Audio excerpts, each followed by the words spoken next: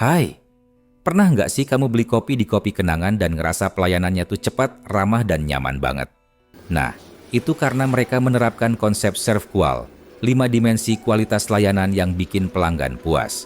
Yang pertama, reliability, keandalan.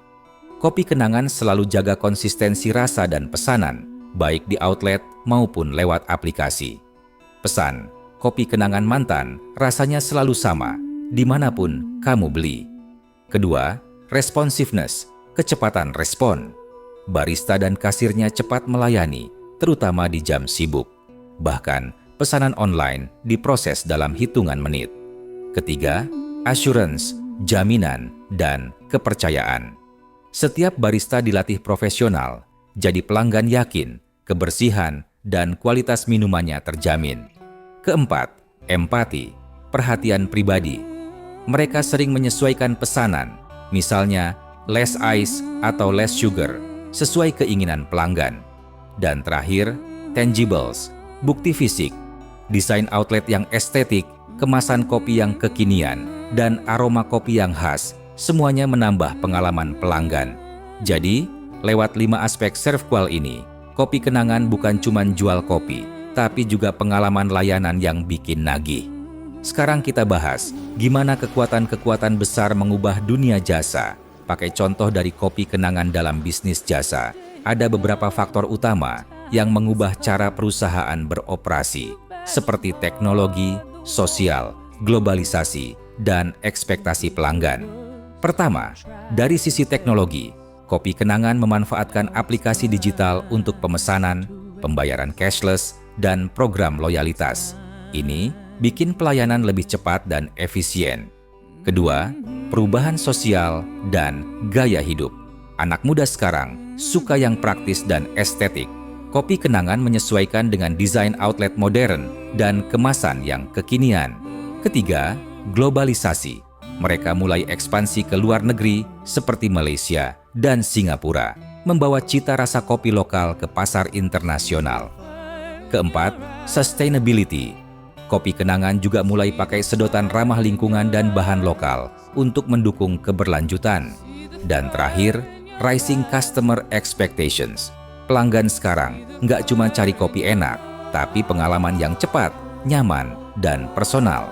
Jadi, lewat kombinasi faktor-faktor inilah, Kopi Kenangan terus berinovasi dan bertahan sebagai salah satu brand kopi paling kuat di Indonesia. Dalam bisnis jasa, tantangannya banyak, mulai dari kualitas yang harus konsisten, pelayanan yang nggak bisa disimpan, sampai pengalaman pelanggan yang sangat dipengaruhi manusia.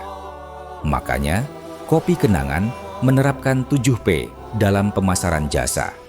Pertama, produk bukan cuma kopi, tapi pengalaman cepat, praktis, dan rasa yang khas Indonesia. Kedua, price, harga terjangkau tapi tetap bernilai. Sering juga ada promo di aplikasi. Ketiga, place, outlet mudah ditemukan, dari mall sampai rest area, plus bisa pesan lewat aplikasi. Keempat, promotion, aktif di media sosial dengan kampanye lucu dan relatable. Kelima, people, barista ramah dan terlatih, jadi wajah utama merek ini. Keenam, proses, sistem pemesanan cepat dan efisien, baik offline maupun online.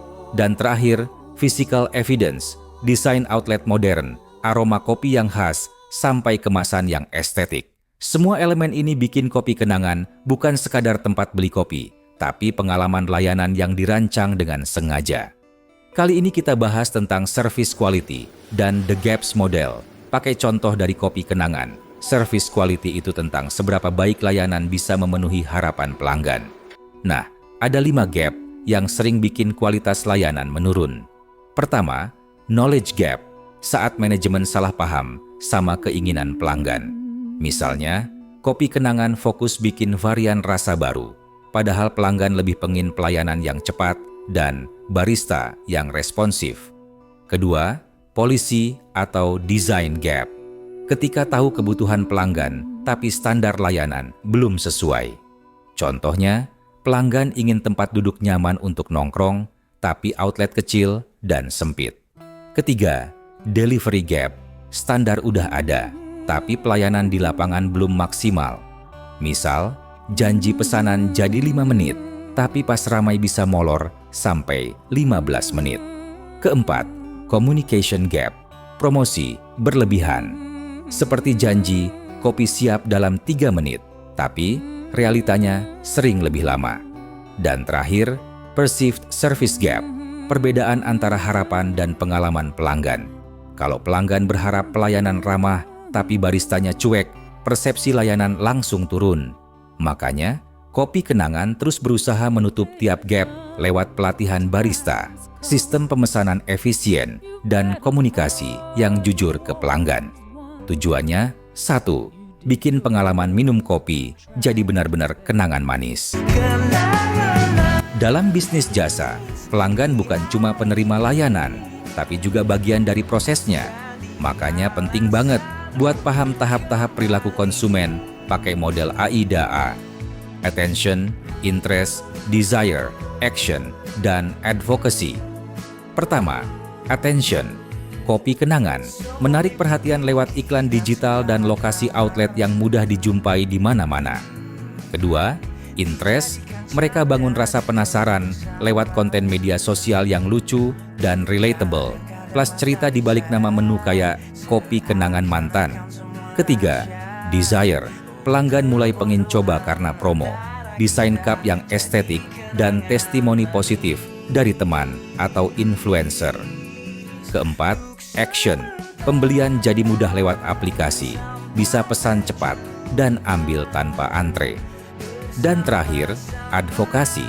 Setelah puas, pelanggan sering promosiin sendiri di media sosial, bahkan ngajak teman buat ikut beli.